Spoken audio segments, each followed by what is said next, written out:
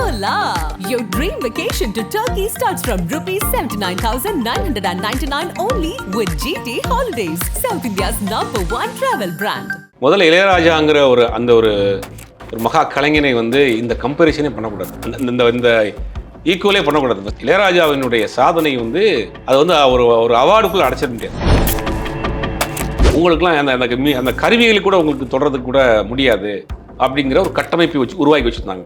அது மேற்கு இந்திய கர்நாடக இசையாக இருந்தாலும் சரி, திரை இசையாக இருந்தாலும் சரி, அப்படி ஒரு கட்டமைப்பு இருந்தது. அந்த கட்டமைப்பை உடைச்சு ஒரு சாதாரண எளிய கிராமத்திலேருந்து ஒரு மனிதன் அத்தனை பேரை இன்னைக்கு வரைக்கும் ஆட்டி வச்சிருக்காங்கன்னா இது சாதனையா இல்லையா உங்களுக்கு? இதுக்கு மேலே எந்த விருது தேவை? இந்த விருதுலாம் குப்பையில் போடுங்க. இது எவ்வளோ பெரிய சாதனை. ஒரு காலத்தில் இந்த இளையராஜா வருகைக்கு பிறகு எம்எஸ்சிவி கொஞ்சம் டவுன் ஆகிறாரு. அந்த கேப்ல என்னன்னா ஹிந்தி பாடல் வருது. ஹிந்தி பாடல் தான் எங்கே பார்த்தாலும் தமிழ்நாட்டில் கிராமந்தோறும் கல்யாண வீடுகளிலும் காது குத்து வீடுகளையும் மைக் செட் கட்டி குழா கட்டி கபி கபின்னு ஹிந்தி பாடல்கள் கேட்கக்கூடிய சூழ்நிலை இங்கே இருந்துச்சு. 45-50 வருஷத்துக்கு முன்னாடி போட்ட பாட்டை இன்னைக்கு பிறந்த குழந்தையும் தலையாட்டுதுன்னா அது இளையராஜா மட்டும்தான் முடியும். ரஹ்மான் ஒரு நேச்சுரல் ப்ராடக்ட். அது ஒரு இந்திய இசையை உலகரங்களை கொண்டு போய் சேர்த்தது ரஹ்மானுடைய ஒரு சாதனை. அதுக்கு நீங்கள் ரஹ்மான் அவ்வளோ பெரிய சாதனை பண்ணியிருக்காரு, இளையராஜா எவ்வளோ பெரிய சாதனை. ரஹ்மான் பண்ணியது சாதனை, இளையராஜா பண்ணது புரட்சி.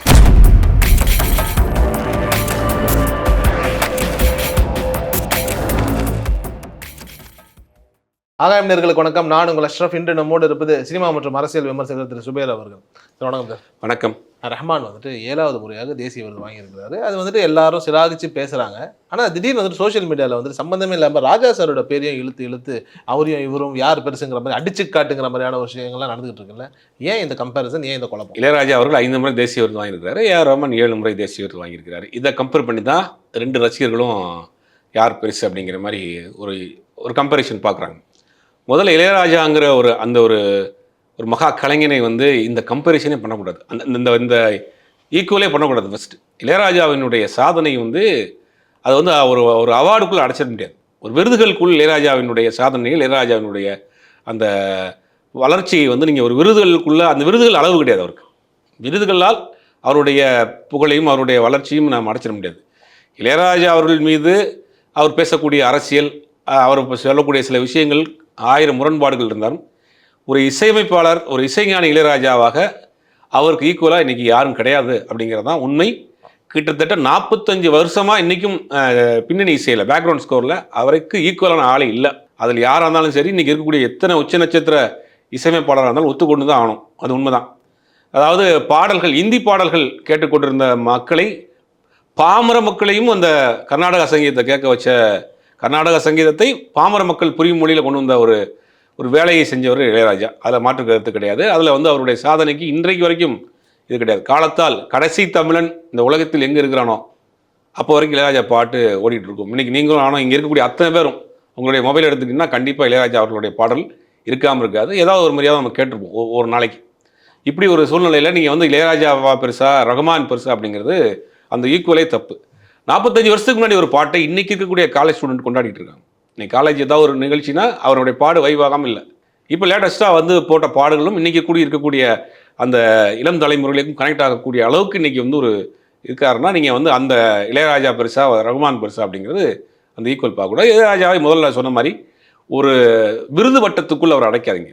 அவர் அதற்கும் தாண்டி இளையராஜா மேலே தனிப்பட்ட முறையில் அவர் பேசக்கூடிய பேச்சு, அவர் பேசக்கூடிய அரசியல் விமர்சனங்கள் இருந்தாலும் ஒரு இசையமைப்பாளராக, ஒரு இசை கலைஞனாக, ஒரு மகா கலைஞனாக நீங்கள் அவர் நீங்கள் அவ்வளோ அவருடைய சாதனைகளை நீங்கள் லேசாக எடுத்துட முடியாது. தேனி மாவட்டத்தில் ஒரு கரைக்கோடி கிராமத்தில், மலையடிவார கிராமத்தில் அங்கேருந்து சென்னை வர்றதே அந்த காலகட்டங்களில் பெரிய விஷயம். இன்றைக்கி அப்போ சினிமா இண்டஸ்ட்ரியில் இசைனா நாங்கள் மட்டும்தான், இசை எங்களுக்கு தான் சொந்தம், இசை எங்களுக்கு மட்டும்தான் வரும், நாங்கள் பிறப்பில் இசையோடு பிறந்தவர்கள், உங்களுக்குலாம் அந்த கருவிகளை கூட உங்களுக்கு தொடர்றதுக்கு கூட முடியாது அப்படிங்கிற ஒரு கட்டமைப்பை உருவாக்கி வச்சுருந்தாங்க. அது மேற்கு இந்திய கர்நாடக இசையாக இருந்தாலும் சரி, திரை இசையாக இருந்தாலும் சரி, அப்படி ஒரு கட்டமைப்பு இருந்தது. அந்த கட்டமைப்பை உடைச்சு பாமர மக்களுக்கும் புரியும்படியான ஒரு இசையை கொண்டு போய் சேர்த்தது இளையராஜா. இளையராஜா அரசியல் இல்லை சார், இதுவே மிகப்பெரிய சாதனை, வாழ்நாள் சாதனை. ஒரு மதுரை தேனி பக்கத்தில் ஒரு மலையடிவார கிராமத்தில் ஒரு கருப்பா குட்டையா ஒல்லியா ஒரு ஆள் ஒரு கேரக்டர் அப்பெல்லாம் இசைமை ஏன் இந்த உருவ ஒப்பீடு சொல்கிறேன் அப்படின்னா, அப்போ இசையமைப்பாளர்னா ஒரு ஜிப்பா, ஒரு பட்டு அங்கவஸ்திரம், கையில் ஒரு வெத்தலை பெட்டி, அந்த மாதிரியான ஒரு கெட்டப்பில் ஒரு சாதாரண எளிய கிராமத்திலேருந்து ஒரு மனிதன் வந்து அத்தனை பேரை இன்னைக்கு வரைக்கும் ஆட்டி வச்சிருக்காங்கன்னா இது சாதனையா இல்லையா உங்களுக்கு? இதுக்கு மேலே எந்த விருது தேவை? இந்த விருதெல்லாம் வந்து குப்பையில் போடுங்க. இது எவ்வளோ பெரிய சாதனை. அதாவது ஒரு பெரிய இரும்பு கேட்டை போட்டு அடைச்சி வச்சுருந்தாங்க சினிமாவை. சினிமா இசை நாங்கள் தான், எங்களுக்கு மீறி யாரும் கிடையாது, போங்கடா நீங்களாக இருந்தால் போகிறண்டா அன்னக்கிளி ஒன்றா தேடுதுன்னா அத்தனை பேரும் அலற ஆரம்பிச்சிட்டான். சபாக்களில் மட்டும் பாடல்களை கேட்டுக் கொண்டிருந்தவர்களை இன்னைக்கு வெளியிலையும் கேட்கக்கூடிய ஒரு சினிமா பாடல்களையும் கேட்க வச்சது இளையராஜா தான். இன்னைக்கு அவர்களும் வேறு வழியெல்லாம் ஏற்றுக்கிட்டாங்க, இளையராஜா தான் அப்படிங்கிற ஏற்றுக்கிட்டாங்க. சபாக்களில் மட்டும்தான் அங்கே பாடல் கேட்போம், இது மட்டும்தான் இசை அப்படின்னு நினச்சிட்டு இருந்தவங்கள நான் போகிறேன்டா பாட்டு அப்படின்னு ஓடுற நரியில் ஒரு நரி கிள நரின்னு போட்டார், அதையும் அவர்களை ரசிக்க வச்சார். அந்த சாதனையெல்லாம் வந்து ஈக்குவலே பண்ண முடியாது எந்த ஒரு இசைக்கருவியும். அந்த அன்னைக்கு இளையராஜா பாரதிராஜா ஒரு இன்டர்வியூ சொல்லியிருந்தாரு, ஒரு துணி காய போடுறதுக்கு அந்த இரும்பு கம்பி கட்டிருக்காங்களே அதை வச்சுக்கிட்டு 2 கல் எடுத்துட்டு வாசிப்பார் கிராமங்களில். எந்த இசைக்கருவியும் வாசிப்பார், ஆனால் ப்ராப்பரான வந்து ஒரு மெத்தடில் வாசிக்க தெரியும். அந்த கிராமத்தில் என்ன செய்ய முடியும்? அங்கேருந்து வந்து தன்னைத்தானே செதுக்கிக்கிட்ட ஒரு சிற்பி இளையராஜா. இன்னைக்கு பலருக்கும் ரோல் மாடல். இன்னைக்கு இருக்கக்கூடிய இளைஞர்களுக்கு நீங்கள் எந்த தொழில் இருந்தாலும் சரி, சினிமாவாக இருக்கட்டும், அரசியலாக இருக்கட்டும், கல்வியாக இருக்கட்டும், வியாபாரமாக இருக்கட்டும், இளையராஜா ஒரு முன்மாதிரி. ஏன்னா அவருடைய அந்த முயற்சி, உழைப்பு, தன்னை செதுக்கி கொண்ட விஷயம், அந்த தொழில் மேலே இருக்க ஒரு டெடிக்கேஷனு, இதெல்லாம் இன்னைக்கு இருக்கக்கூடிய இளம் இளைஞர்களுக்கு வந்து ஒரு பாடம். அப்படி ஒரு இரும்பு கோட்டையை உடைத்து இன்னைக்கு வந்து உருவாக்குனதுல வந்து இளையராஜாங்கிற ஒரு மாபெரும் சகாப்தத்தை நீங்கள் வந்து ஒரு சாதாரண ஒரு விருதுக்குள்ளே அடைச்சி அவரை வந்து நீங்கள் வந்து அதை ஈக்குவல் பண்ணவே கூடாது.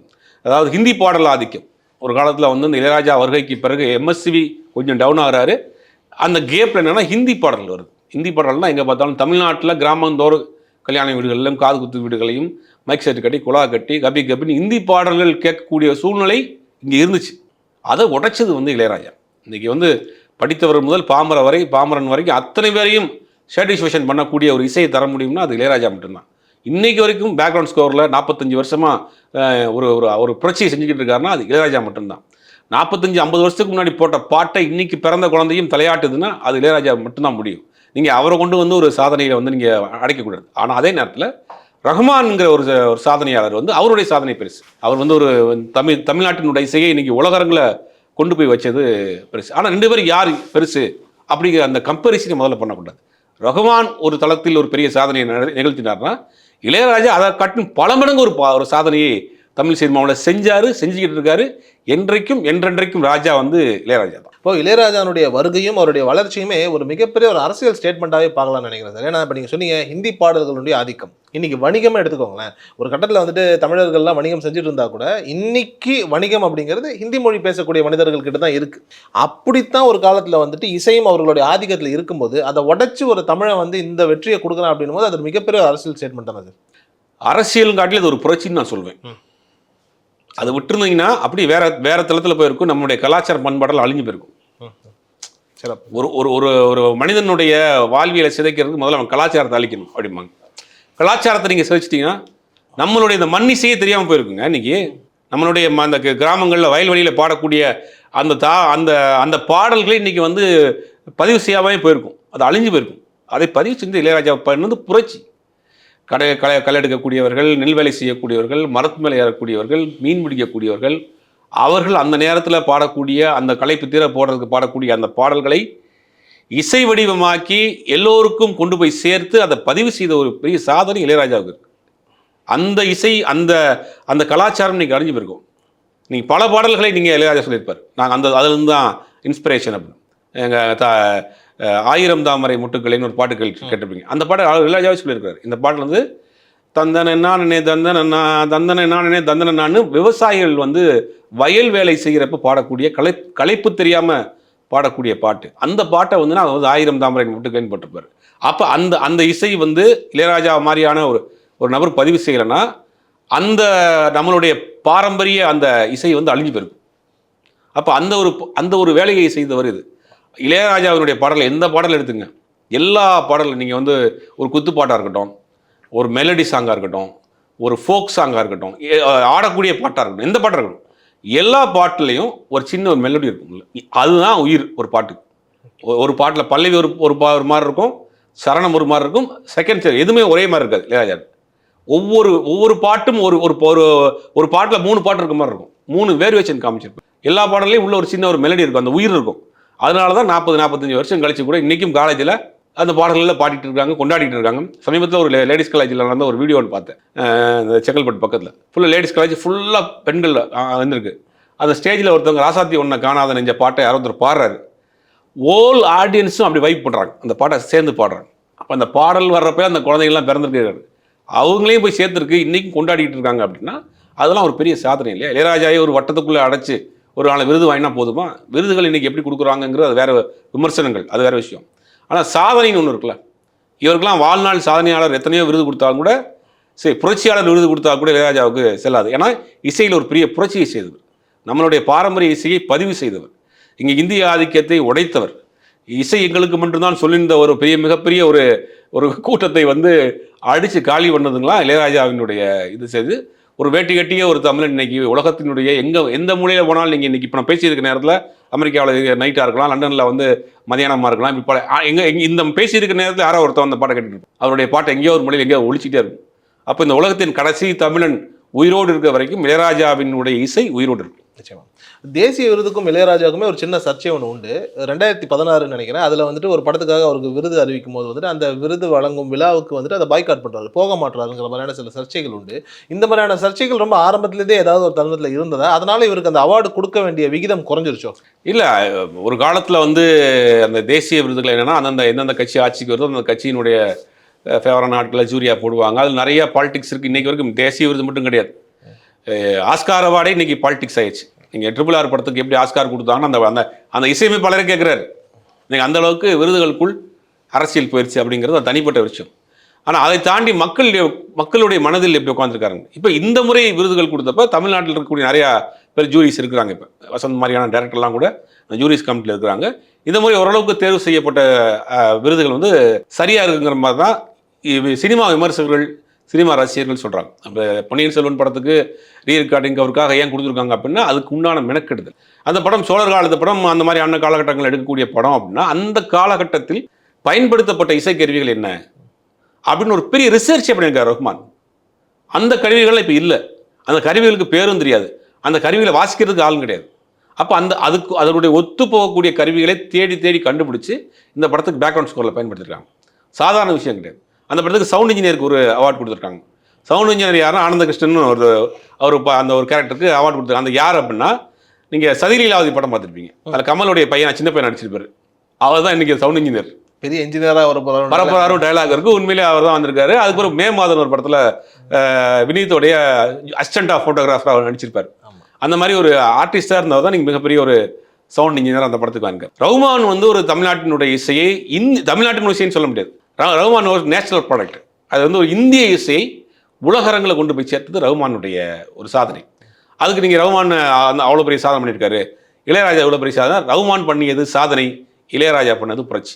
சிறப்பு சிறப்பு. ஆனால் ஏதாவது ஒரு சூழலில் ரஹ்மானுடைய வரவுக்கு அப்புறம் ராஜாவினுடைய புகழ்லையோ இல்லை புகழ் வெளிச்சத்துலையோ ஒரு சின்ன ஒரு கலக்கம் இருந்ததா? இல்லை, கலக்கம் இல்லை, ஒரு காலகட்டம் தான். இப்போ நீங்கள் ஒவ்வொரு காலகட்டம் 25 வருஷம் தமிழ் சினிமாவில் அவர் எதிர்த்துக்கிற ஆளே கிடையாது. காமுடேட்டரே இல்லாத ஒரு ராஜானா இளையராஜா தான். இளையராஜா இசைஞானி இளையராஜாவின் இசையில் அப்படின்னு பூஜை போட்ட 3 மணி நேரத்தில் அந்த படம் சோல்ட் அவுட்டு. யார் ஆர்டிஸ்ட்டு, யார் டைரக்டரு, யார் ப்ரொடியூசரு தேவையில்லை. பூஜை போட்டிங்களா அன்றைக்கி படம் சோல்ட் அவுட். அன்றைக்கி ஈவினிங் அந்த ப்ரொடியூசர் லாபத்தை எடுத்துகிட்டு வீட்டுக்கு ஊருக்கு போயிடுவார். அந்த மாதிரி ஒரு காம்படிஷன் இல்லாமல் ஒரு ஆதிக்கத்தை செலுத்திக்கிட்டு இளையராஜா. நீங்கள் அதுக்கு பிறகு ஒரு காலகட்டங்கள் மாறுது இல்லையா, மக்களுடைய ரசனை மாறுது, காலகட்டங்கள் மாறுறப்ப கொஞ்சம் கொஞ்சமாக அவருடைய அடுத்தடுத்த இசையமைப்பாளர் வர்றாங்க.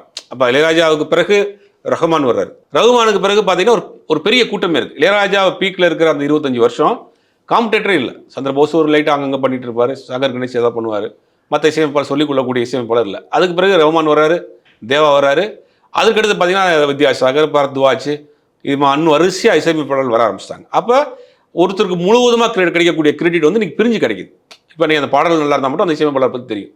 அன்னைக்கு இவர் போடுறது மட்டும் தான் மியூசிக், இவர் என்ன பண்ணாலும் மியூசிக் அப்படிங்கிற ஒரு மிகப்பெரிய ஒரு இடத்த வச்சிருந்தாரு.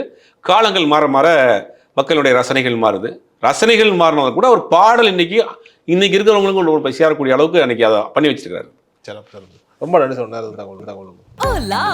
Your dream vacation to Malaysia starts from ₹24,999 only with GT Holidays, South India's #1 travel brand.